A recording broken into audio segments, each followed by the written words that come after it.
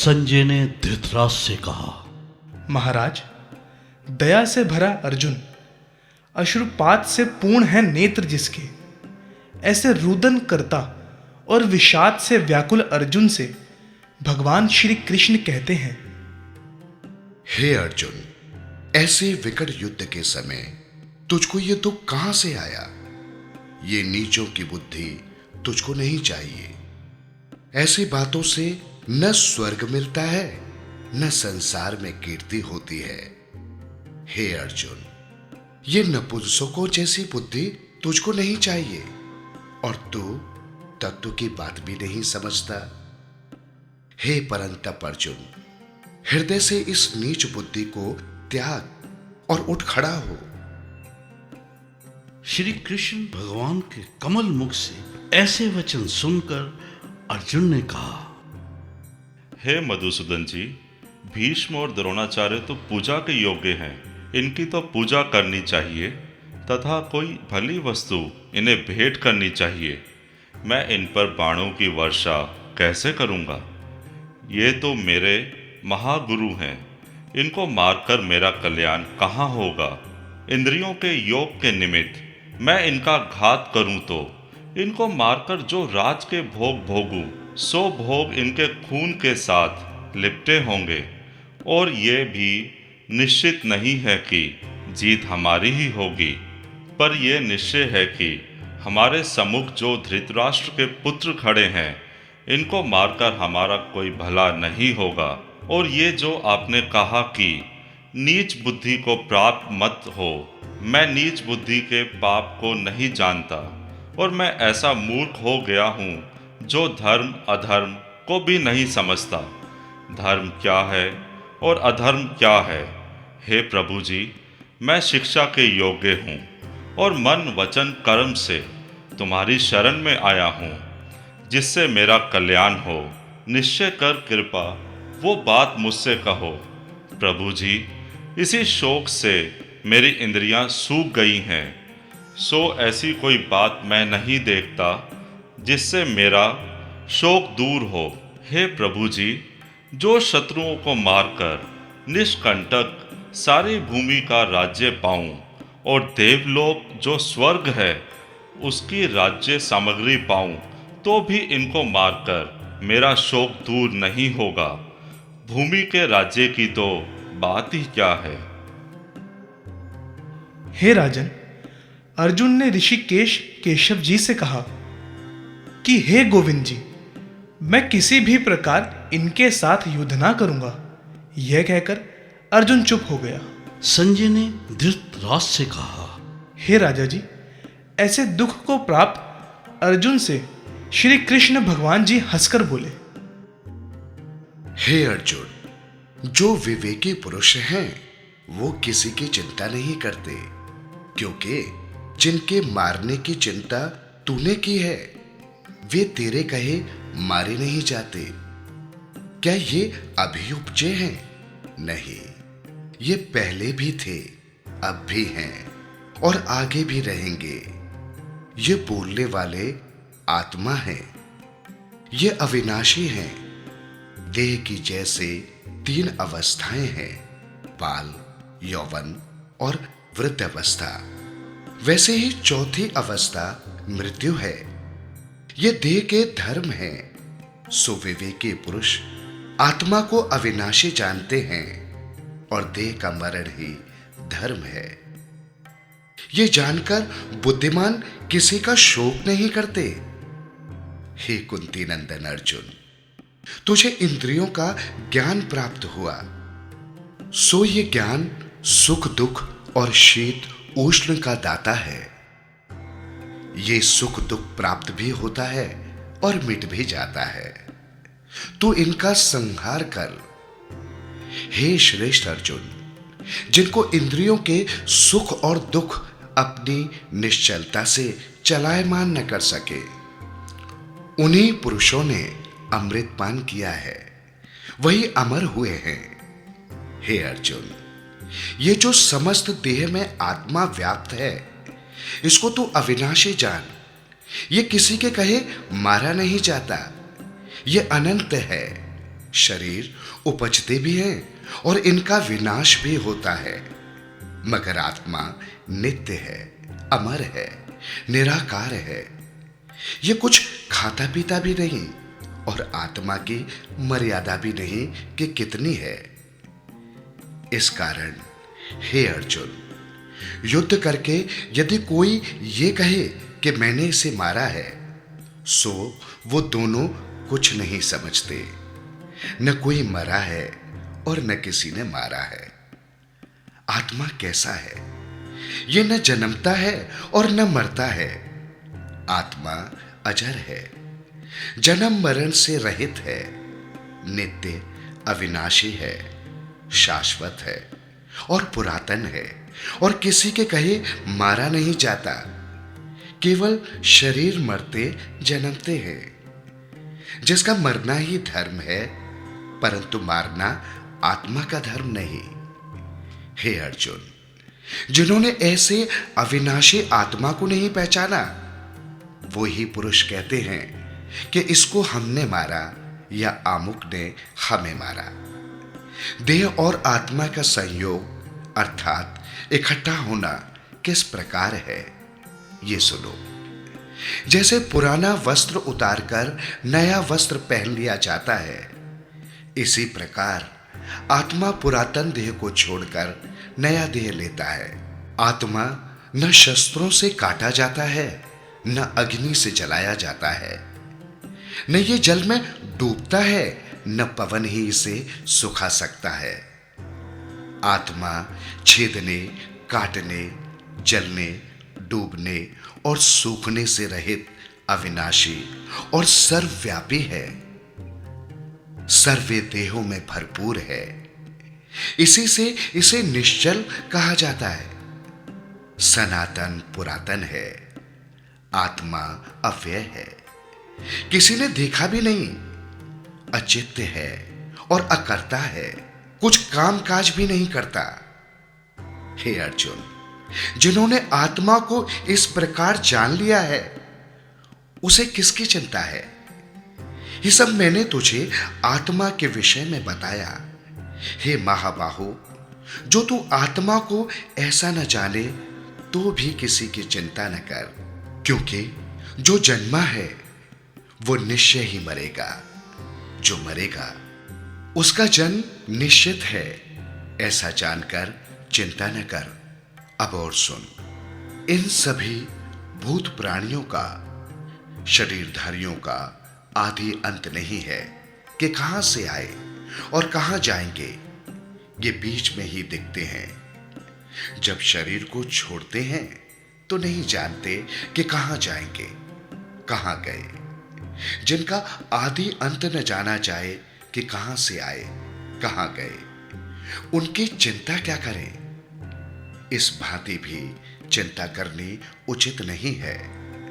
अब और सुन, इस बोलनहारे आत्मा को देखना चाहे सो आश्चर्य से देखना है, और सुनना भी आश्चर्य से है। आश्चर्य क्या है जिसका निर्णय न किया जाए कि वो क्या है। जिसके देह में रहते ही धर्म न जानिए कि क्या है, इस भांति चिंता नहीं करनी चाहिए। और एक बार आत्मा की निश्चय करके जान ले कि ये अविनाशी है। इस कारण से हे अर्जुन, तू किसी भूत प्राणी की चिंता न कर। तू क्षत्रिय है, युद्ध करना तेरा धर्म है। तू अपने धर्म से मत गिर। ऐसे युद्ध विषय तो क्षत्रियों के लिए दुर्लभ हैं। ये सभी योद्धा अपनी इच्छा से आए हैं। स्वर्ग के द्वार इनके लिए खुले पड़े हैं। इस युद्ध के माध्यम से ही ये सब स्वर्ग को प्राप्त होंगे। और यदि तू ये धर्म युद्ध न करेगा तो तेरा धर्म भी जाता रहेगा और कीर्ति भी जाती रहेगी। तू अपने धर्म और कीर्ति को खोकर पाप को प्राप्त होगा। जो लोग तेरी कीर्ति के गुण गाते हैं वही तेरी निंदा करेंगे कि अब अर्जुन कुछ नहीं, बलहीन है।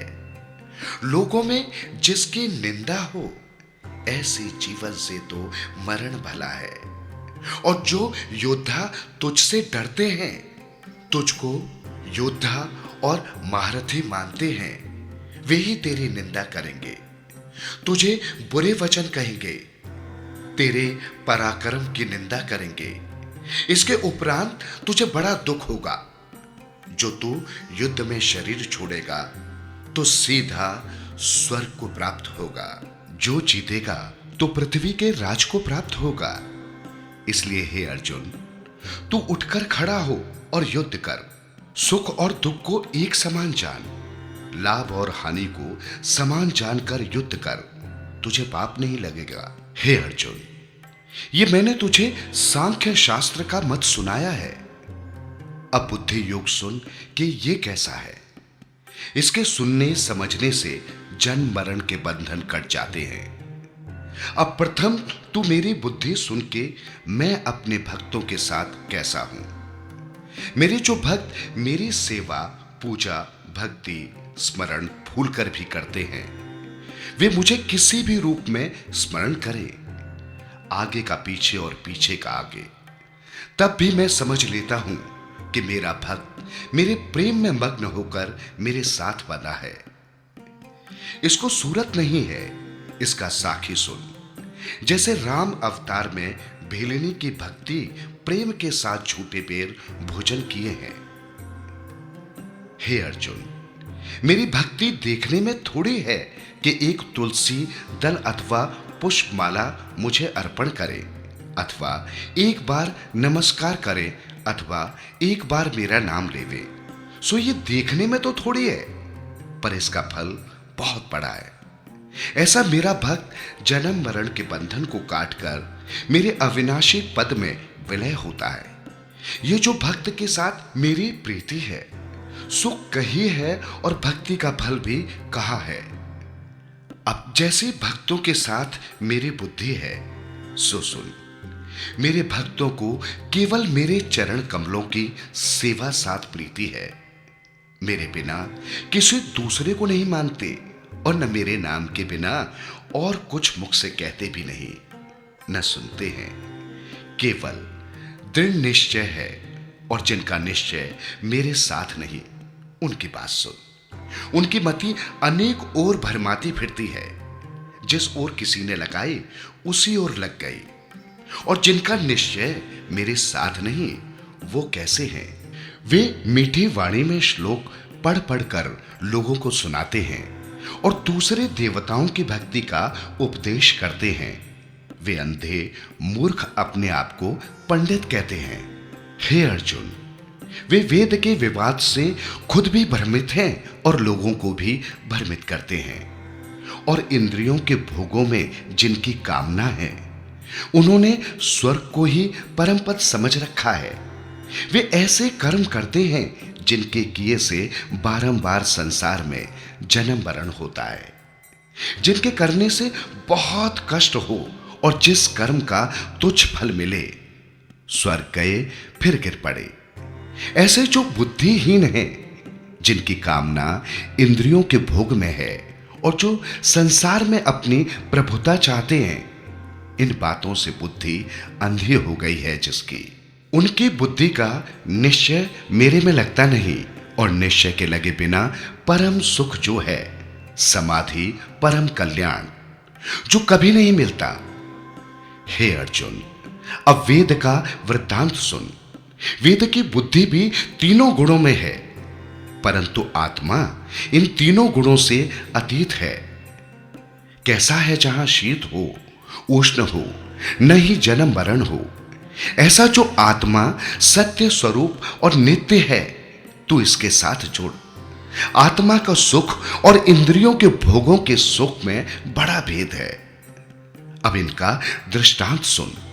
जैसे जल का पात्र कुआं, तालाब, टोभा, नदी, इनके विषय एक एक ही कार्य हुए। कुएं से यत्न पूर्वक जल निकालकर ग्रहण किया जाता है, पर कुएं में स्नान नहीं किया जा सकता, वस्त्र भी नहीं धोए जाते। और तालाब, टोभे, नदी में जाएं तो वो पीने का जल नहीं, स्नान करते हैं, वस्त्र धोते हैं और जब महाप्रलय में सातों समुंदर एक हो जाते हैं, ऐसे अनंत जल वस्त्र भी नहीं धोए जाते और तालाब, टोभे, नदी में जाएं तो वहां पीने का जल नहीं। स्नान करते हैं, वस्त्र धोते हैं और जब महाप्रलय में सातों समुंदर एक हो जाते हैं, ऐसे अनंत जल में भली भांति स्नान भी होए, जलपान भी हो, वस्त्र भी धोए। इसी प्रकार आत्मा ब्रह्म के साथ जुड़कर अनंत सुख पाता है। इस सुख को मेरे उपासक ब्रह्मा, नारद, तपस्वी सब जानते हैं। इसलिए हे अर्जुन, ऐसा जो आत्मा का सुख है उसके साथ जोड़। तेरा जो क्षत्रिय धर्म है सो कर। फल कुछ न मांग, अर्थात फल की चिंता न कर। हार जीत एक समान जानकर युद्ध कर। हर्ष शोक से रहित हो। इसका नाम समता योग है। हे अर्जुन, ऐसे बुद्धि योग के साथ जुड़कर पाप पुण्य दोनों को काट डाल और बुद्धि योग कर। आत्मा के साथ जुड़। इसका नाम कल्याण योग है। ऐसे जो विवेकी पुरुष हैं सो फल किसी कर्म का नहीं वांछते, मेरे साथ जुड़ते हैं। जो फल वांछते हैं वो नीच मति हैं। हे अर्जुन, जब तू मेरे साथ बुद्धि को निश्चल करेगा तब जन्म मरण के बंधन काटकर मेरे अविनाशी पद को प्राप्त होगा।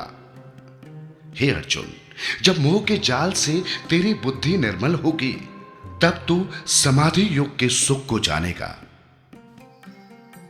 श्री कृष्ण भगवान के वचन सुनकर अर्जुन ने पूछा, हे केशव जी, जिसकी निश्चल बुद्धि है कृपा कर उसके लक्षण कहें। उसकी बोली कैसी है, समाधि कैसी है, लोगों के साथ बात किस भांति करता है, किस भांति चलता है और बैठता किस भांति है, मैं कैसे समझूं कि वह निश्चल बुद्धि है। हे अर्जुन, जिसकी कामना कोई बात करने पर नहीं उठी, अपने आत्मा को पाकर संतुष्ट है, तो उसकी बुद्धि निश्चल जान। जिसकी देह को यदि दुख लगे तो चिंता न करे और सुख की इच्छा न करे। जिसका किसी से मोह नहीं और किसी का भय नहीं, किसी के साथ बैर नहीं और किसी पर क्रोध नहीं आए, जिसको उसकी बुद्धि निश्चल जान। जिसे किसी से प्रीति नहीं, जिसे अप्रिय वस्तु पाकर शोक नहीं होता, उसकी बुद्धि निश्चल जान। जो कछुए की तरह अपने हाथ, पांव और मुख आदि सभी इंद्रियों को अपनी खोपड़ी में चढ़ा लेता है और जिसने सभी इंद्रियां विषयों के वर्ज से बांध रखी हैं, उसकी बुद्धि तू निश्चल जान। हे अर्जुन, यद्यपि विवेकी पुरुष इंद्रियों को जीतने का यत्न करता है तो भी इंद्रियां बलवान हैं। ये मन को डोर से चला देती हैं। हे अर्जुन, इन इंद्रियों को तू वश में कर, किसी भी भांति वश में कर। सो सुन, मन का निश्चल चेता मेरे में रख। मन से ही इंद्रियां सुरजीत हैं, सोई मेरे में निश्चल रख। तब इंद्रियां आप ही जीती जावेगी। इंद्रियां जिसके वश में है उसे तू निश्चल बुद्धि जान। अब जो मेरे नाम, मेरे ध्यान के बिना कुछ बात चितवन करता है, उससे मनुष्य का किस भांति कार्य बिगड़ता है ये सुन। जो मनुष्य विषयों की बात करे, उनका संग करे अथवा अपनी मन में विषयों का ध्यान करे, तब विषयों का संग होता है। उस संग से मन में काम आदि भावनाएं उपजती हैं। काम से क्रोध उपजता है, क्रोध से लोभ मोह और लोभ मोह से चैतन्य का नाश होता है। बुद्धि नाश होने से उसका नाश हो जाता है। बुद्धि के नष्ट होने पर वो भी अन्य पशुओं की तरह पशु हो जाता है। इस कारण से मेरे भक्त संसारी मनुष्यों का संग कभी नहीं करते, नाम की चितवना बिना और कुछ संकल्प नहीं करते। ये मेरे भक्तों को मेरी आज्ञा है। अब अर्जुन, मेरे भक्त भोजन छादन का अंगीकार कैसे करें सो सुन। जैसे ही मेरी आज्ञा से मिला वैसा ही शोक से रहित होकर भोग लिया। और जिसके मन का निश्चल चेता मेरे मन में होता है, तिन पर मैं कृपा करता हूं। मेरी कृपा से तिनके तन और मन के छोटे बड़े जो दुख हैं उनका नाश होता है, उनका मन अति प्रसन्न होता है। अब उनकी बात सुन, जिनकी बुद्धि नास्तिक है। हे अर्जुन, नास्तिक बुद्धि किसको कहते हैं? जो कहते हैं कि परमेश्वर कहां है, किसने देखा है।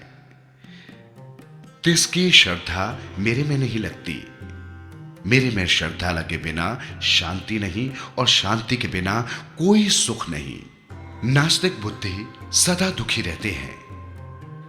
हे अर्जुन, जो कोई इंद्रिय विषयों की ओर चले, तिसके पीछे मन को न जाने देवे, उसकी बुद्धि कैसी है सो सुन। जैसे नौका नदी के पहले किनारे चलती है और पवन झखंड आता है तो नौका को इस तट पर नहीं लगने देती, जिधर किधर जा लगती है। इसी प्रकार इंद्रियों के पीछे मन को न जाने दे। इसलिए हे अर्जुन, प्रथम तू इंद्रियों को वश में कर। जिन पुरुषों ने इंद्रियों को अपने अर्थों से वर्च रखा है, अपने वश में किया हुआ है, उनकी बुद्धि निश्चल जान। हे अर्जुन, अब और सुन। मेरे स्मरण भजन की बातों का जो स्वाद है, संसारी मनुष्यों को उसकी सूरत नहीं। तिनके बहाने मेरा भजन करता है, मेरी ओर से वे सो रहे हैं और संसार के विषयों में सावधान है। तिनके ये दिन होते हैं जिसमें मनुष्य सोते हैं, और संयमी जो मेरे भक्त हैं सो उस ओर से सो रहे हैं। तिनके बहाने संसार की बात रात्रि है, और जो भक्त हैं मेरे भजन में जागते हैं, सावधान हैं। मेरा जो पूर्ण भक्त है, अब उसके लक्षण सुन। जैसे समुद्र अपने जल से पूर्ण और निश्चल है, वो कैसा है जिसकी कामना मेरे भजन के बिना किसी को नहीं चाहती। ऐसा जो निष्प्रह और अवांछी, निरहंकार, ममता से रहित है, वो शांति पद में लीन है और शांति उसमें लीन है।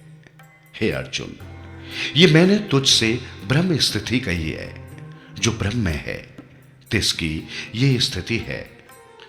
जिसको ये स्वभाव प्राप्त हुआ है, सो फिर माया के मोह से कभी नहीं मोहा जाता, क्योंकि वो माया के पार निर्वाण ब्रह्म पद में जा प्राप्त हुआ।